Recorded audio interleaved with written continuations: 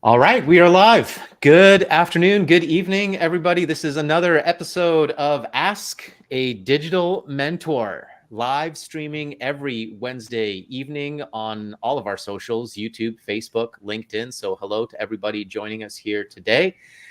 We have a special guest just as I go live on Instagram as well, because that is a separate button that I have to push. There we go. We're ready to go. We've got an awesome guest here today. I'm very excited to be bringing on Dr. Carrie Rose Wilson. And Carrie, let me just give me a second here just to let people know who you are and the wealth of knowledge and experience that you're bringing to this conversation here today. So Dr. Carrie Rose, I've had the pleasure of knowing for quite a few years now, over the years. It's been almost a decade, like I think you said the other day. And I'm like, it's getting long. It's been a while, yeah. Dr. Carrie Rose is a #1 best-selling author, educator, entrepreneur, and keynote speaker. She holds an ED-D. I thought it was a PhD. What's an It's ED? an ED.D. It's an educational doctorate. Okay. Yeah, I still have so much to learn. We're all good. We're doing it together. So she holds an educational doctorate in educational leadership from the University of Central Florida. She wrote her doctoral dissertation on professional development. And we were just having a conversation about the work that she's doing right now in human development as well, which I think would be an interesting part of this conversation as well. And she is best known for her innovative teaching strategies and methodology. Her current research is in course completion rates and connecting online course development with the science of learning. And Dr. Carrie Rose, I have to say that one of the big lessons that I learned from you many, many years ago in my journey is something that's now such an intrinsic part of what we teach here at Digital Mentors. And it's such a simple concept now looking back at it, but it's still a very important concept that most course creators, coaches, program creators completely miss the mark, which is the idea of focusing on outcomes. That was a huge lesson that I got from you, and it really just shifted and changed the way that we approach our course creation and coaching program strategies as well. So Dr. Carrie Rose, so great to have you here on the interview today. Norbert, I'm so grateful to be here. And honestly, thank you for such a warm introduction. And I'm so glad that takeaway has kept, because for me, it is the start and the basis of everything. And it's how you know if you've gotten them there at the end, right? So I like it's funny. Sometimes we learn a lesson and it's such an obvious lesson in hindsight. And yet you can't believe that you didn't know that. Like, how did I operate before knowing this? I don't know. But it's funny now because it's such a huge breakthrough for our clients when I'm able to share it with them. I was actually speaking to my sister a while ago because she was exploring the idea of moving into a coaching business through a career transition. And that was the big question that she had, is like, how do I package my knowledge? What do I sell? How do I make a course out of what I know? And I shared with her this idea of focusing on outcomes. And she was just like, oh my God, that's obvious. Like, it makes it so easy. So let's start the conversation there, because it is such a basic kind of, 101 lesson. And yet so many people still miss it. So many course creators and coaches completely miss the mark on this, especially life coaches that I speak to, right? So let's talk about this importance of outcomes. How did you come up, with this lesson? How did you figure out this piece of the puzzle? And why is it so important? Oh my gosh, I don't know how I know that. I'm so sorry. Like, I've been teaching for over 24 years now. So I think that's part of it. Like, by the time I met you 10 years ago, I think it was just ingrained in my being. So I don't know exactly where it came from, but, or I would give homage completely. But to say it this way, right? Like, it's interesting because we tell potential clients, we tell people that are coming into the online marketing space, we tell them specifically, teach what you know, right? And so that gets their eyes open and open really wide sometimes. And that's exciting. That is an exciting opportunity that you can teach what you know. But then you have to like pull it back a little bit. But they don't actually want to know everything you know. Right? They don't want that. They want to have a specific outcome. So for instance, like, I would be mad good at 6 degrees of Kevin Bacon. So Gen X terminology, but I know like everything about movies. I'm a walking internet movie database. but that is not what I'm here for tonight, right? And if I started going off on every actor that was in whatever film, you would be like, distinctively, this is not what I came here for. And you would get that. And so when I say something so absurd like that, it's obvious, right? It's obvious to all of us that is not the answer. But when you're looking at a course, a lot of course creators have really huge hearts. I think about it that way, like really huge hearts. They really want to make a difference in another person's life. They want to change it for them. They want to know that, when I'm done here, they're not going to be going through whatever pain, that they were in at the point when I found them. I want them to have my knowledge. So I give them a hand up and then they give the next person a hand up. Right. And we move everybody along. And that's a part of like human evolution.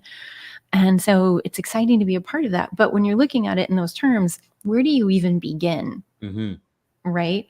And so a lot of these things come back to that like market research piece, which Norbert, you were the first person to really go into that with me on, is like determining what people actually want. That market research piece is everything. That's how you figure out your outcomes, right? You're looking at like, what does your audience really want to know? What are people actually asking for that is in alignment with what you know and what you're actually an expert in? And I say it that way too, like, and you're actually an expert in that, right? And so I'm a little bit more specific on that, and I can go a little bit like more into what expert means, right? And different variations. But the thing is, they just want their problem solved. I have a friend of mine, John Cook, he's a copywriter, and he said to me, like, we're all in the mattress business. Like, our job is to give them a good night's sleep. So for you, with what you know and what they want to buy, what's going to give them a good night's sleep? And so that is really the simplest version of how you can get to the point of figuring out like what the outcome for the course is. So the outcome for the course isn't to be happier. I mean, it might be, but that can get a little bit like broad, right? The outcome for the course is for them to be able to do a specific thing that makes them happier, that makes them healthier, that makes their relationship stronger, that makes their finances better, right? And so that actually helps us in the long run as business owners, as online course creators, when we're looking at things, because if you have a one-off product, that's, great for you. But what you're really looking at is, how am I mapping out my business? Right? What can I pass off? What can I automate? Where do I really want to get involved? And so when you're looking at your customer success path, you're looking at a series of outcomes, and then it's a series of outcomes doing this, like it's moving the widgets, right? It's a series of outcomes, and it's also the delivery method of how you're getting those people those outcomes, and so I like to think of things in terms of like, if I have a $10,000 problem, would I pay $1,000 to solve that $10,000 problem? Yes. Would I do it again? Yes. Would I do it with the same person if they've helped me get the outcome? Yes.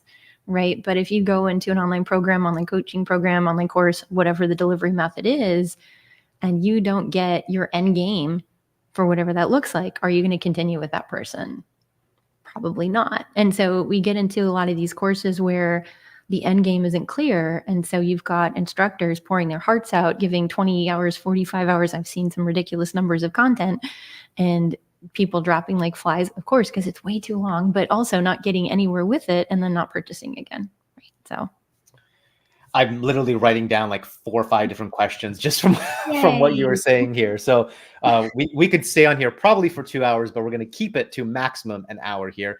Okay. Guys, if you have questions, I see a few of you joining us here right now. If you do have any questions around course completions, around creating that amazing, incredible client experience through your courses and programs, if you have some questions around creating your curriculum, taking your ideas and actually putting it into a course or a program, think about those questions, and you can feel free to ask them in the comments. We might bring them out here and ask Dr. Carrie about that. I want to kind of take you back to the beginning. Like when you work with your clients, helping them, where do you start with your clients? I'm kind of curious this for myself, because I've got my process of like where I start with a client. Do you typically work with clients who like they know exactly what they want to share and what they want to create? Or do you really have to do quite a bit of work trying to figure out and pinpoint what outcome are we actually going to package here? It's like dental extraction. No, sometimes it depends on the person. It really depends on the person. The first thing I do isn't actually looking at outcomes. The first thing I do is the customer avatar canvas. With each client before I start anything, because they need to be really clear on who the person is. And often who the person is changes based on where they're at in your customer journey. It changes based on product offerings. So like my one-on-one client wouldn't be a course purchaser of mine. They're just not, they're two different people. Mm-hmm. Right. And so just thinking about it in those terms, like a financial can change it, but also where they're at in their journey can change it. And so getting really specific and clear about that, that helps it to really define what those outcomes are going to be, even if they did come with a lot of ideas. And a lot of people do, which is great. It's super helpful. Sometimes people come with like, I have like a whole brain worth of things that I just want to get out and I don't know. And then it's a lot of, I'm going to say I have like really strong intuition in addition to all of the science stuff. So it's just like a process of pulling it out at that point. But getting to the point of outcomes, I really start turning things into focus questions, which I'll explain that a little bit too, if that's okay, Norbert, to go into. All right. So what I'm looking at is not just the overall outcome. You're also looking at a series steps of outcomes, right? And so there's research and learning, which is really fun. There's one series of studies, or like a bunch of studies put together, where they've basically determined that too much cognitive dissonance and people can't learn. And on the other side of it, they say too little cognitive dissonance and people can't learn. Ooh. And so, right. So it kind of feels like Goldilocks and the Three Bears, like where is the just right level of cognitive dissonance? And for those at home, what does that even mean? Right. So let's start with that, because there's different ways to look at cognitive dissonance. I'm just looking at it from a learning perspective, not from a cultural perspective. That's something else. So from a learning perspective, my mind, I like to think about it when my brain gets a little itchy, is what I call it. Like you're looking at something and you're like, I think I might know how to attack it, but it's a little bit uncomfortable. It's not like 100% clear yet, but I can kind of see it. Mm-hmm. In order to learn, your brain you have to wire and fire information from old information to new information. Like your synapses have to fire together. You can't just make a step and a leap without it going back to the original thing. That's why it's really important to make sure to gauge people's background knowledge before they're in your program. When I say gauge people's background knowledge, you're feeding them the right pre-content before they purchase. That's a marketing thing, but it's also a learning thing. If they're not really actually ready and developed to go through your program, they're going to fail because they're not at that level yet, right? But then let's look back at that. We're going to go through the too little cognitive dissonance and people can't learn later, maybe if we get to it. But right now, like the too much. Picture a staircase, okay? If you took out one stair, you might be able to clear it. Well, what if you took out 2 stairs? I might still be able to clear it, but might have a problem. If you took out 3 stairs, there better be somebody with a hand up there. Right. And this goes with your lessons as well. So when you're setting up your lessons, you can't skip stairs. Mm-hmm. So like somebody I was talking to the other day, they're doing a really highly technical course. They're like, what do I need? I'm like, you need SOPs first. But not all courses start with SOPs, so don't worry about it. But they were doing something extremely technical. And I'm like, I need to know what the order is. What does the stairs look like? Because the thing is, they have to go from A to B, before they can go to B to C, before they can go to, C to D. And each one of those stairs has to have its own objective. Mm-hmm. And how do these things stack together to get the actual overall course objective? So when I'm looking at how do they figure out like what the objective for the course is, it's a lot of that process of, okay, what do we know? And then what order is this thing going to go in, and how do these stairs line up? And is this really actually the true path? And it's not like it doesn't change later. Sometimes it does in reflection. We go, oh, we missed something, there was something that Ray Higdon said when I interviewed him for my book. He said something like, you don't want to include anything in there that will cause them to not finish, or you want to make sure you remove all of the barriers so that they're going to be able to finish. And part of that is in this process right here, right? You want to make sure you lay it all out on the table. And so really, when I do a 4-day course build event with clients, 2 days is set up with just this part right here of figuring out what this outline is. And a lot of stuff will end up with a lot of other focus questions, a lot of other ideas that can go on later. Those might be in other courses. Those might be like down the road things that we're planning out. But like right now, it is just like each stair. And when I do each stair, I also set it up so each staircase, right, each step is a lesson. Okay. And so if we're looking at it, I have them answer a question to, sorry, it's a little complicated. I have them answer a question for each lesson. And the reason I do this is basically I'm trying to turn on their reticular activating system. So for those of you that aren't familiar, get familiar because it's super helpful with marketing also. But conceptually, if you ever been driving down the road and you really like this one type of car and you start to see it everywhere. Mm-hmm.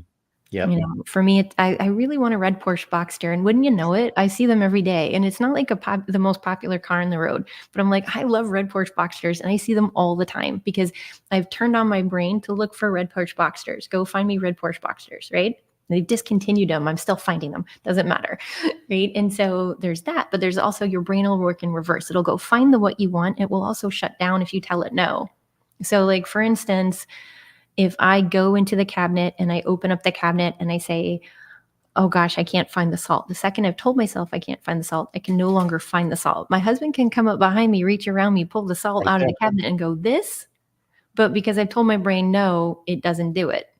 Right. And so that's what the reticular activating system does. And so I like to use it for learning. So when I set up a lesson, each one of these staircase has a question that turns on the reticular activating system before they get started. Can you give me an example of a question that you would ask in a lesson? Yeah. So all questions start with how or why. That's the rule. Okay. And it's a hard, fast rule. And I don't make this up. This is a real rule. Okay. And the reason being is that if you're asking who, what, where, when, which, those question starters are right there answers. Okay. So if you were inside of a lesson and I said to you, you know, by the time you finish this lesson, you'll be able to answer this question: who was the 16th president of the United States? A, if you already knew that, you'd be like, I'm done. But B, once you heard me say Abraham Lincoln, you'd be like, I'm done, because you've found the answer and the answer is over with and you're done. You have to ask a question that's going to make them wonder whether or not they know all of it until the end of the video. So why is analytical and how is usually process oriented? Not always. Sometimes why can be process too, but either way, it's a little more complicated than just right there. You know? And so in doing that, we actually have them ask or answer the question at the end of the lesson. So you're creating a continuous learning cycle inside of each of your lessons. And then B, you're actually reducing decision fatigue because they know what comes next. You've created a pattern. So just like, I'm familiar, like Steve Jobs used to wear the same thing all the time. Tony Robbins wears the same thing all the time. I have 5 pairs of the same Nike sweatpants. I don't make those kinds of decisions. They're low level decisions, right? I don't want to suffer from decision fatigue at the end of the day. I want to know that the things that are important for my brain are the things that are doing. So in doing these kind of patterns inside of your course, also, you're reducing the decision fatigue for your learners so that they can show up happy, relaxed, comfortable, and ready to learn because they know what the pattern is. They don't have to guess it. That's so asking this why or how question at the beginning of the lesson turns on their reticular activating system. So then they're looking for the answer in the training and then reconfirming that at the end by giving them the answer or by asking again. You ask them, they summarize. Yeah. And pick your battles on what you actually want to know as a course creator. Any time of like a long form answer, extended answer, I don't actually usually require people to give that to me as in I'm going to check it or have my clients do that. It's like you only really want to have them give you information that you need for some reason. You know, other than that, did you do it? Okay, cool. Hands up. I don't need to know. The things I need to know, I need to know. The things I don't need to know, I don't need to know. But what's really great about this from a course design perspective, well, one, you're telling their brain to go fetch, right? So it's great for the students because they know what they're going to go fetch. They understand. But on the other side of it, it does this thing that I actually like the terms I'm going to use and pulling from your partner, Jesse, but it puts a fence around the content. So before you even get started figuring out like, oh, what's going to go into this lesson? Well, I already know my job is to answer that question. If I answer that question, they're able to summarize it. They're on that step on the staircase. They're ready for the next one. Right. Exactly. And it makes it like just really simple to do. Yeah. I love the way that you described it, because it's very similar to what I teach now. Again, based on this whole outcome thing that I learned from you. I Great. literally have a staircase in my in my presentation, where I Mhm. talk about, mapping out the outcomes, mapping out the customer journey, the Mhm. journey that you want your client to experience as they work with you, right? Mhm. Here's an interesting question that Mike is asking, and I'd like to ask you this as well. It's kind of on this point as well. It's Mhm. suggested that you start from the end and work forward when writing a fiction book. I didn't know that. When creating a course, where do you start? From the beginning, the end, or somewhere else? So that's interesting too, because from a marketer's perspective, when we're designing funnels or marketing campaigns, we always start with the end in mind. Like, what are we selling? What is the goal of this funnel? And then we work backwards. So from this learning perspective, when designing a course or designing a program, what would you say is the best order to do this in, if there is Yeah. one? So it's Mike, it's a little bit of this and a whole lot of that. So it kind of depends. Like the first thing is you're figuring out that your end game, right? And so that's looking at it from the whole big picture, right? So like, what is your customer success path? What matters to you to create? And you don't need to know the whole thing right now, but you should probably have like a few of the pieces in place, right? Or a few of the ideas conceptually. Then you're looking at their outcome for the whole course, right? So again, that's end, right? And then when you go to actually, and then you do, like we were just talking, creating that staircase. And so that's, starting from the beginning and going, but like that gets reviewed multiple times. You want to make sure you're super clear on that. And then when you go back to the beginning again, because when you start like actually building out the lessons, I just wouldn't recommend starting with the welcome video. That's the one I do last. Um, because the welcome video is to give them orientation on what the big picture is. Mm-hmm. And you don't want to have to write this out like multiple times. It's just easier to just create the whole course, make sure you've got it, and then go back to the beginning Mm-hmm. and then start it again. So, Okay, that yeah. makes sense. Mm-hmm. One of the questions that I get, and I see some of our clients are challenged with this. Here we are, we're talking about a staircase, which is Mm-hmm. linear. We're talking about end, beginning, end, middle, beginning, which is linear. Mm-hmm. But there's a lot of learning paths that are not linear, right? So that's the first. That's one. Actually, yeah. There's a two-part question. So let's start with this one first before I can confuse you with too many questions. Let's start with Yeah. this one. What do you say to clients, and how do you work with a client where they're like, well, the path isn't necessarily linear. It isn't always step by step, because sometimes it's kind of a choose your own adventure, and Mm-hmm. sometimes you have to go there and then come back here and do this again and re-improve this. And so how do you create a linear course when sometimes the learning process isn't linear? Oh gosh, no, Norbert. I mean, life isn't linear, Yeah, right? right. Um, and so that's a lot of it. And I think it's wise to explain that up front, right? If you have a course that isn't going to follow exactly the same trajectory of A, B, C, D, E, right? Or going through this like straight staircase path that we're talking about here, then explaining that to them, and I think right now you're talking about like some serious diagrams and some links that like, okay, if you this, then go back here. If you're talking like a choose your own adventure book, I'm thinking like if it's here, then like page 24. And if not, you go to 78, right? But having instead, where do the links go? I'm looking forward to the moment in time where, and I feel like it's coming really quickly, where it can be just more automated in that process. Mm, I've been waiting for this for a while. It was something that I talked to about, I think like, I don't know, 6 or 7 years ago at this point now. Because I was like, when can we get to the point where it's just more intuitive? And the thing is, it probably is now at the point if you're coding your own. But in terms of using like an out of the box LMS process, it's just not 100% there yet. But if you've got it in terms of like, that, and you want to make sure that they know that too, explaining that to them, diagrams, linking things in the right way. And also, this is another reason why I say like questions should be really specific on whether or not you need them answered, because not everybody attacks your course in the same way. And they're mhm. not going to. Adults are self-selected learners. Period. They do not do what you tell them to do, and they shouldn't have to. It's just like we have enough of that, right? There are rules to the road. Okay, there are rules like for decorum to some degree. When you go to the hospital, there's procedures. It's procedures all over the place. When it comes to your own learning and your own development, we do not follow the same game plan. And so I'll explain it like this. Like, you want to make sure also to include things in your course that speak to everybody, no matter where they're at. So one of the things that actually helps me in course creation is that I have specific, what would be called termed learning disabilities, that because I know that this is how my brain works, it helps me develop courses for other people. Mhm. So just an idea of this, I'm dyslexic. 33%, 35% of entrepreneurs are dyslexic. Okay. What are a lot of courses when you go into them? They're talking heads. Mm. It seems like that would be great, but dyslexia comes with auditory processing issues. So dyslexics don't really learn like that.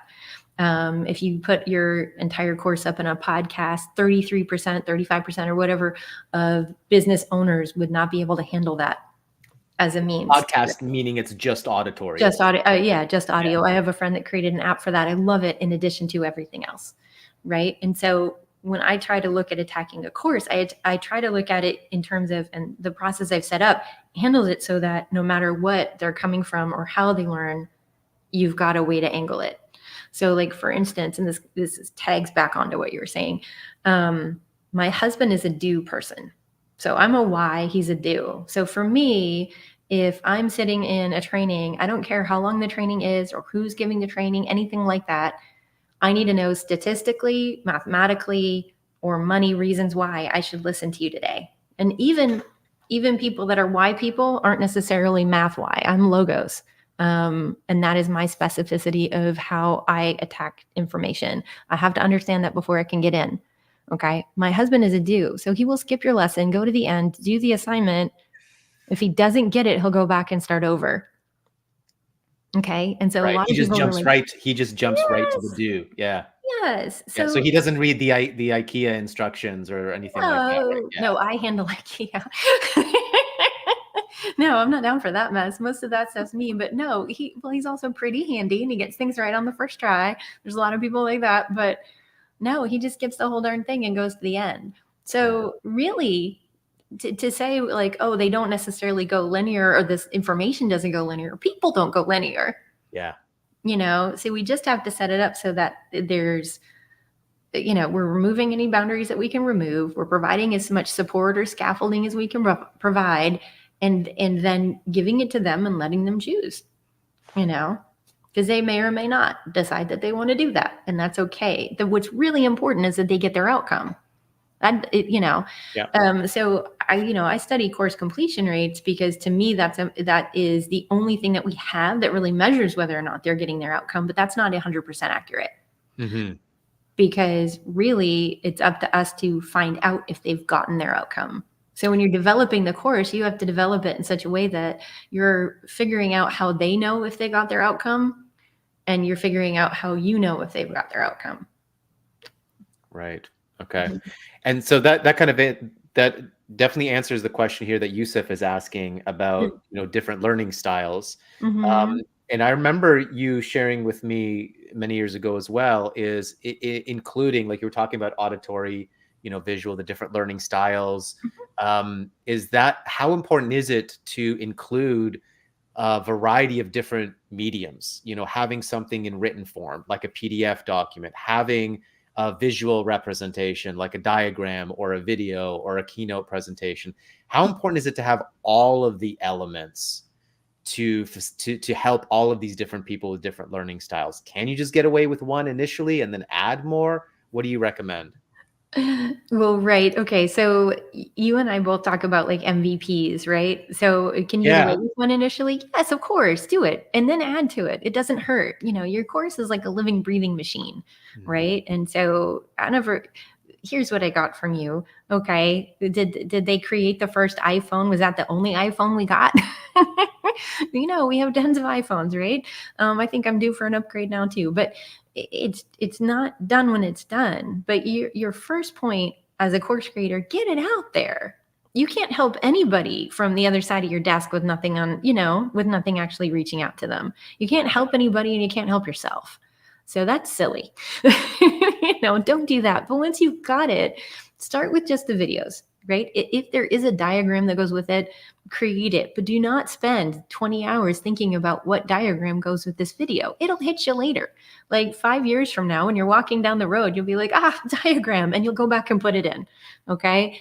It's not, don't stress about it. Do the simple things that you can do, right?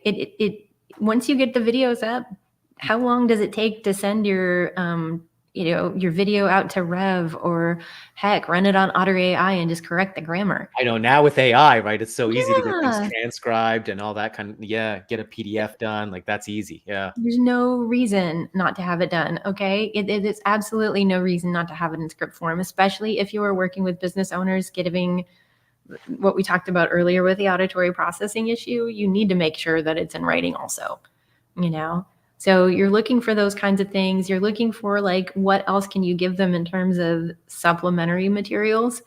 Like for instance, if you've got like a bunch of how instructions in a video, even if you're going over it and it's a screen share, that screen share is gone as soon as they're done, unless they go back and rewatch, and they can do that too. Right. But like when I say auditory processing issues, not everybody really understands what that is. So let me break it down a little bit for you. If you're a parent, we'll explain it from the parent perspective. If you're a parent, just imagine sending your kid up to their room, tell them to go up to their room, turn on the light, and brush their teeth. Okay. Imagining their bathrooms in there. Okay. So if they have auditory processing issues, they got to the room and they stopped. Okay. And that's the hard part. And it's a hard part for entrepreneurs if they have that.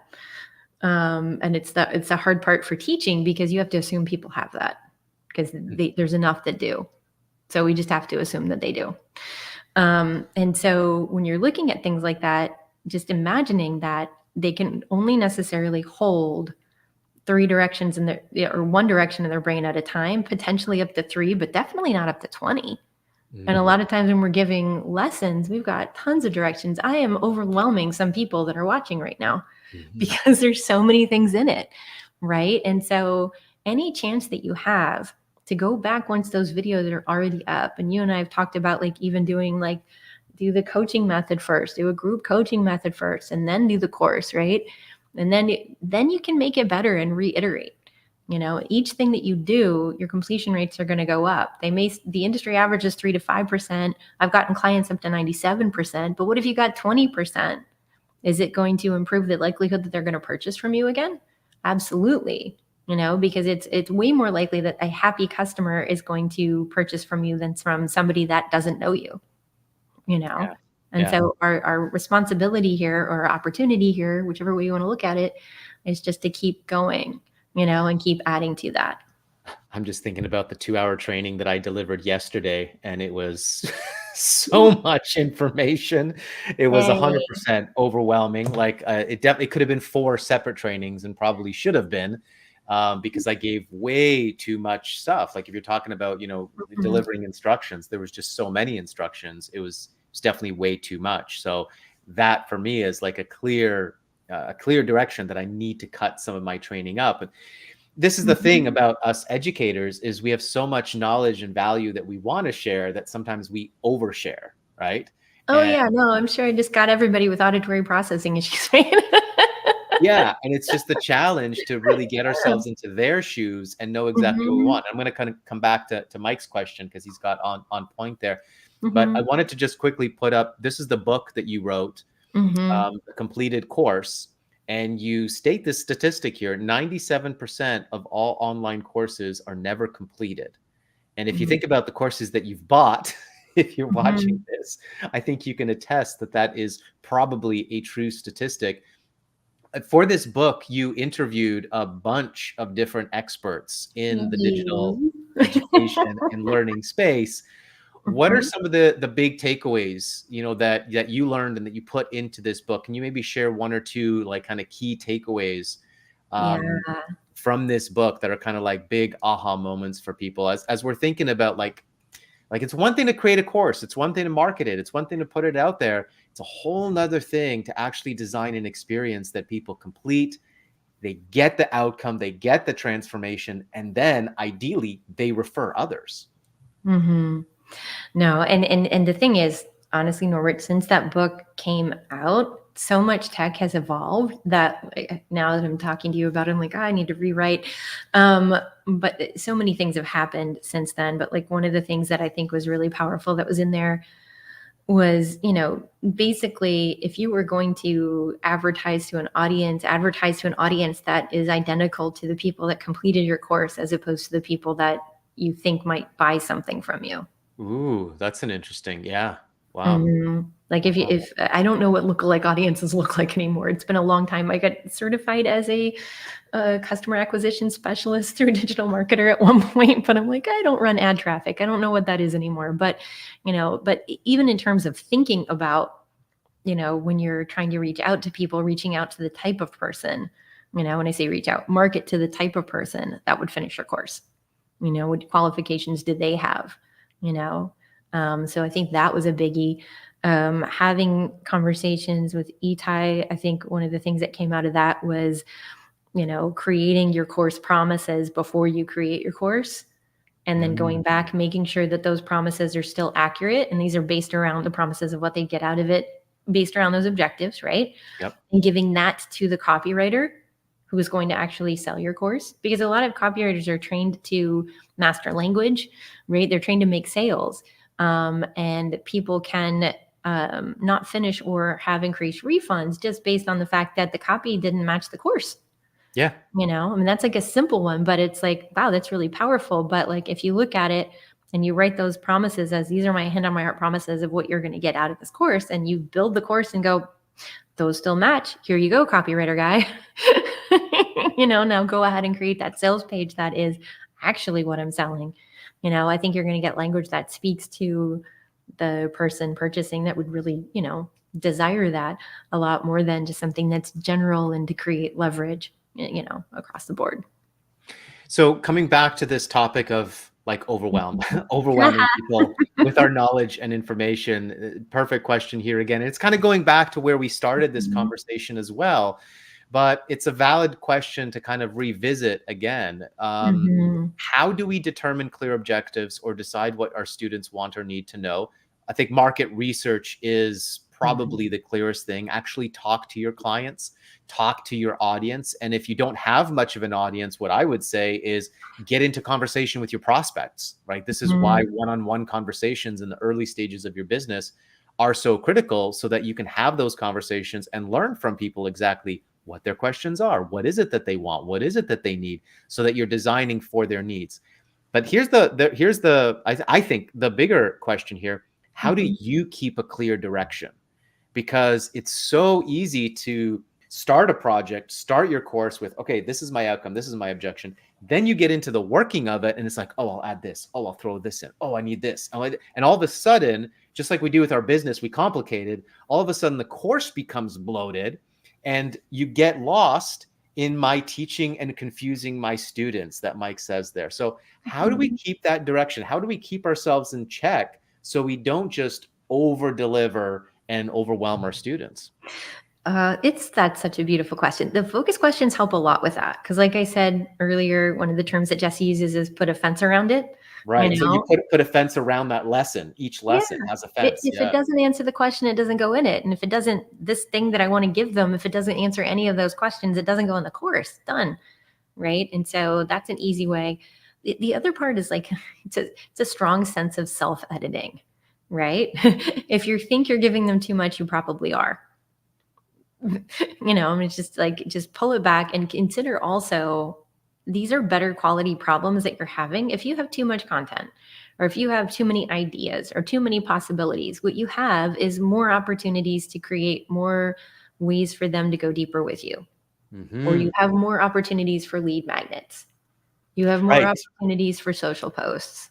You have more opportunities for lives or webinars, right? And so they don't all have to go in that one course. And that's the part, like when we talk about like jam packing everything into one course, that becomes a huge problem for both them and for you, because you have way more opportunities that you can monetize your information if you just I wouldn't say get too reserved, but like just really hold tight to, here are my guideposts. If it doesn't cover this, it doesn't go there. I really love what you said there, it's so important as we're thinking of our whole business, right? Mhm. We're talking about course creation, but as you map out that journey, if you get clear on like, what is the journey I'm taking my client on? What are all the, what's the big outcome and what are all the little outcomes that they're going to accomplish? You figure out, what am I actually going to sell? Like, what the course, what outcome is going to go into that course? You put a fence around it, and everything else that doesn't fit into the course, it's either another course or another program, or what I love, what you said, it's content Mhm. for social media, content for YouTube, so that you can deliver value for those other outcomes that aren't necessarily in your course, because you're going to need content for your social media as well. So you don't want to stick everything in your course. Put a fence around it and use all the other stuff that you know for content to attract, to engage with your audience, right? I was in a training, because sometimes I take trainings. I was in one on email marketing. It was an email marketing certification the other day, and they were talking about lead magnets. And the gentleman that was presenting was saying that they send out a lead magnet a week and they use it for segmentation, because if they segment their audience, they see a 700% growth in sales just from that. And I'm like, wow, if you have that kind of problem in terms of there's too much content, you've got so many different opportunities that you could send out lead magnets for segmentation. You know, Mm, I don't know if I'd go 100. I don't know if I'd go one a week, because I just feel like for me that's too much. But I was like, wow, opportunities. Like there's so many opportunities to build, help, and support people. And I wouldn't say that for anybody that's just getting started, but you can hold on to that for later too. You know, or also when we're talking about content, if you put it in a book, it can also go in a webinar. If you put it in a webinar, it can also go in a VSL. If you put it in a VSL, it can also go in a quiz to some degree, right? Or some version of that. Like there's so many different ways to splice it. mhm. I don't know. These things are better quality problems. It's not difficult, but just hold tight to getting them that outcome. Yeah. Yeah, I love that. If you use the outcomes and those focus questions as your guideposts and your fence, that's kind of what Mhm. I'm getting from this. Yeah. That'll help you to keep things fenced in, and then everything that doesn't fit into it, figure out other creative ways to use it in your marketing. Well, and that's why, like when I was saying, like when I do that 4 days, 2 days is spent on this, or up to 2 days. Sometimes it goes a Yeah. lot faster depending on the client, Right. because it's me and someone, but that's a lot of clarity, right? Before even like building out the first lesson. But it's so necessary, because that's the point of whether or not they're going to finish this thing. Really, that's the main one. Like if I know, at least from my standpoint, if I'm working with someone, I'm going to make sure that that course will be able to be learned, digested, applied from all the different angles, right? So I'm not worried about that part for my clients. But that clarity piece, I need to get in their head and really understand, what it is that they can do for somebody else, you know, that is going to make a difference for them, is going to change their lives, but also, change my client's financial situation to more improved than they were when they got to me. Yeah, I love it. Mhm. I'm just looking at the time, and we've been chatting for Yeah. 45 minutes here already. It's a great conversation. I love chatting with you because you're just so knowledgeable on this topic. And there's just so many different things to talk about. Uh, I want to kind of change this a little bit and talk a Sure. little bit about human development, because that's something that you're focused on right now, and it ties into learning. The science of learning and the way that we learn and how we grow and all that kind of stuff. Mhm. What is human development? Like when you say you're working in human development, what does that mean, and why is it relevant to us as entrepreneurs and course creators?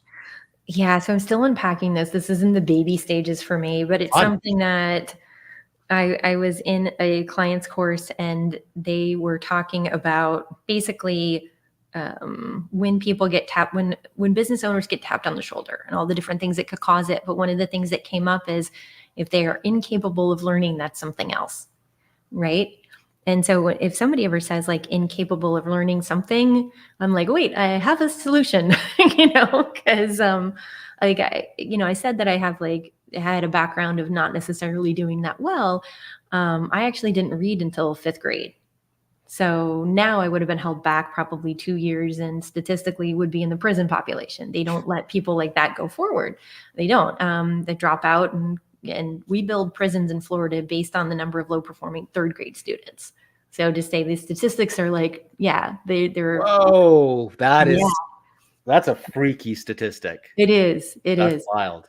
Yeah, but it's just accurate predictive data, right? And unfortunate accurate Oh my predictive God. data.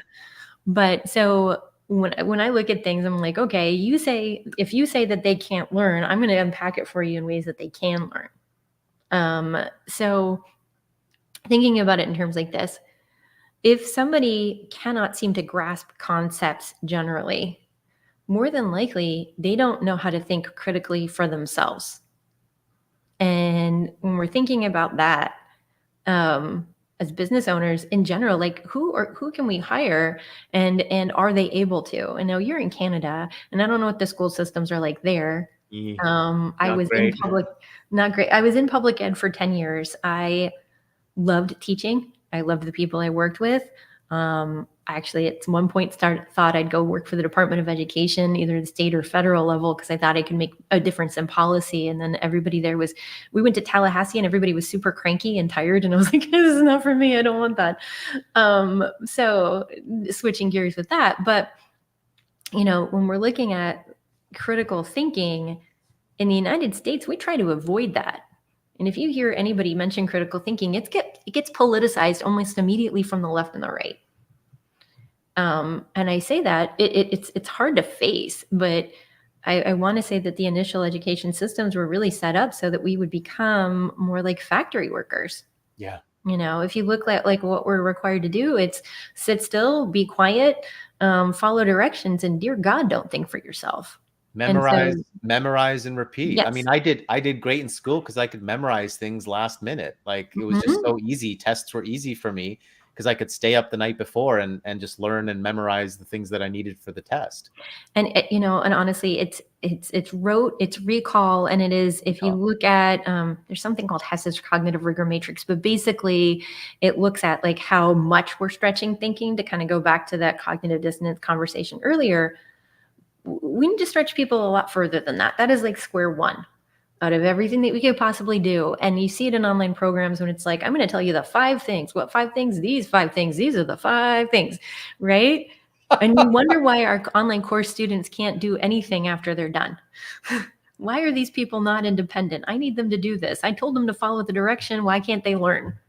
Right? And it's the same frustration. And it's because we're not changing their thinking, and you cannot spoon feed somebody to change their thinking. They can want to be spoon fed, but you cannot spoon feed them. Does that make sense? Yeah. I mean, this topic can open up a whole different conversation, which is the other podcast that I want to launch in the near future. Because this topic of critical thinking, I mean, I see it in people as well.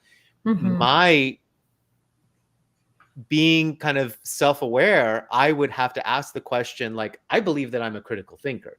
What if I'm wrong about that? Like, you're probably not, just by asking the question. How do I know that I am thinking critically? Because I think if you challenged, if you told somebody else you're not a critical thinker, they're going to get offended and they're going to say, I am a critical thinker. I think everybody thinks they think critically, but we know that the majority of North Americans, the majority of people, the majority of the population, as a marketer, I know people don't think critically because it's so easy to influence. I won't say manipulate, but it is so easy to influence people through marketing. And I see that through corporations, government, media, all that kind of stuff. So we know that people don't critically think. How do we check ourselves to know if we are critical thinkers or not? Right. So first of all, don't wander around saying you're not critically thinking. Because that's not going to go well. You're Canadian, you're nice. Right? So, but like, Norbert, you are, and I already know that because of what you just said, and I cannot, because of the auditory processing, I can't hold on to the exact verbiage of what you just said. But here's the deal. If you can walk in somebody else's shoes, if you can imagine what their life is like, then you can critically think to some degree, wherever you're at, because analyzing a situation from another person's perspective is one of the most complicated things we can do. Mm. And it is very much up there. When I was talking about Hess's cognitive rigor matrix earlier, and I said recall's over here and it's the very beginning, analyzing somebody's perspective is on the other side. And a lot of people have a difficulty with that, not just in like human connection, right? But also when we get into the political sphere, it's really difficult for people, you know, to be able to think about it from somebody else's point of view. That's why you end up in situations where people have cognitive bias, where it's like, you just told me what I believe, so therefore I believe that because we just discussed the thing I believe, so I believe that even more. Or you said something I don't believe, now I believe the thing that I believe even more than I did before, as opposed to, oh, I can see how that might be true. Right? It's so difficult. So if you cannot pass that part of the test, then eeksies. No, I'm just kidding. I'm not going to go into you're not a good critical thinker, right? Oh no, I think I froze.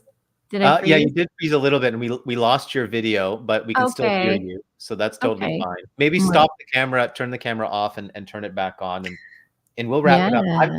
I'm really interested in this part of the conversation, and this actually ties to marketing, because that is something that I've always said since my very early days of getting into marketing. It was one of the big lessons that I learned. The reason that I was able to have success in marketing is because I was able to put myself in the shoes of my prospect.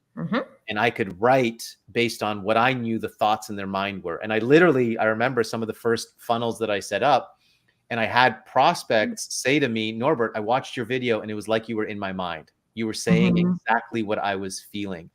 And what I found with all the students that I've trained over the last 15 years is that is one of the most challenging things for people to do. And that's why their marketing doesn't hit. It's not engaging. And when you see the creators out there that are able to create amazing videos, amazing content that engages people, it's because they understand how to get into the mind of somebody else. I think it's I'm so amazed that that's what you brought up when I asked you the question, how do you know if you're a critical thinker?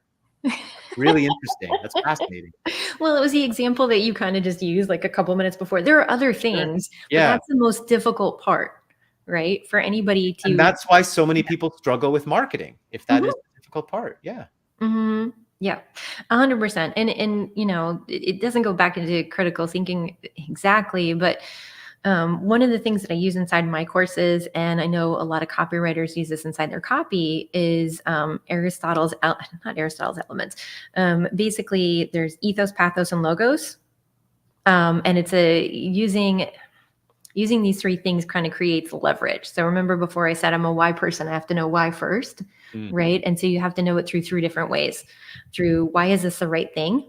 Right. That's a hard word, but I think of it as my inner altruistic Spider-Man. Like, why is this the right thing to do according to the course creator, right?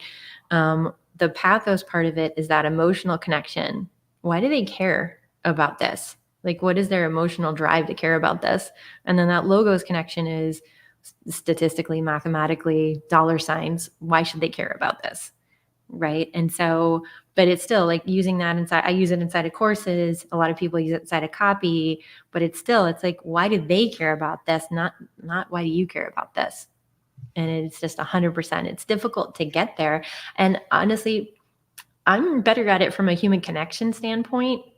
You know, like I can, especially now that I've gotten more seasoned. Seasoned. Yes, let's use that word. Yeah, I'm wiser. I'm wiser than I used to be. But especially like in conversations with people, I can see multiple sides of things. And I've gotten to the point now where if I'm having a disagreement, I can go, well, yeah, you know, you're right about that. You know, and that's like a really, you know, a powerful thing. But also to switch it, could I do my marketing that way? Norbert, I think I would need your help. I mean, I saw you yesterday, or was it the other day on camera? You're a wizard when it comes to that. And I just wanted to like congratulate you on whatever skills you've had to gain in order to get to that point. But you absolutely understand what people are thinking, what your audience is thinking, and how to really use that to support them, you know, and convey that and communicate that and get that across. So anyways, hats off, sir. Thank you. I appreciate that. I think it does come with seasoning. Seasoning. A little bit of seasoning definitely helps. We're just extra spicy. on that note, because you're talking about that, you kind of you approach that kind of more from a human connection point of view. And Mike asked the question, does empathy fit in with critical thinking? Because that's Oh yeah. yeah, absolutely, right. Like that's an interesting combination. Like we're talking about critical thinking, which is the logos, the logic, but that empathy component, I think, is a big part of it as well. What do you think about that? Well, that's that pathos piece, Yeah. right? Inside of it, right? And so what you're saying is you need all three. Yeah, you need all three. Even Yeah. a Y person, even if you know they're a Y person, they don't all do Y the same way. This is why it gets complicated creating courses, but or if you really want to go like deep into it, which I do with my clients, but or at least I handle it so they don't have to think about it.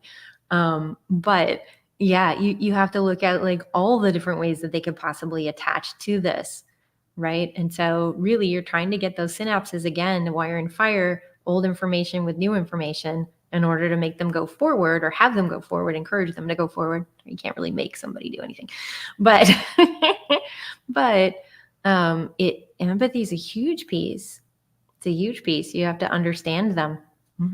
And Yusuf added in humility, cultural humility specifically, but humility.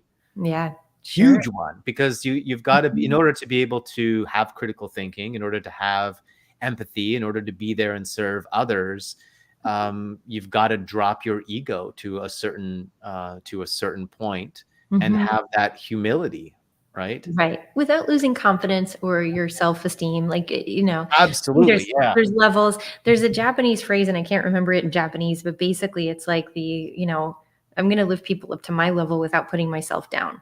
Right. is the concept, I like that one a lot, because I think that sometimes when people try to like stay humble, they could just like mask themselves into like they're not as good as they are, and then they lose their talents and their gifts. And like I have a very like strong sense of, I wouldn't say I go to church, but like I don't want to say I'm like a strong religious person, but like more like along the lines of like if source, God, divine entity put gifts into you, they're there for a reason. And if you humble yourself to the point where they don't exist, you're doing yourself and the planet a disservice, right? But like, how do you combine both?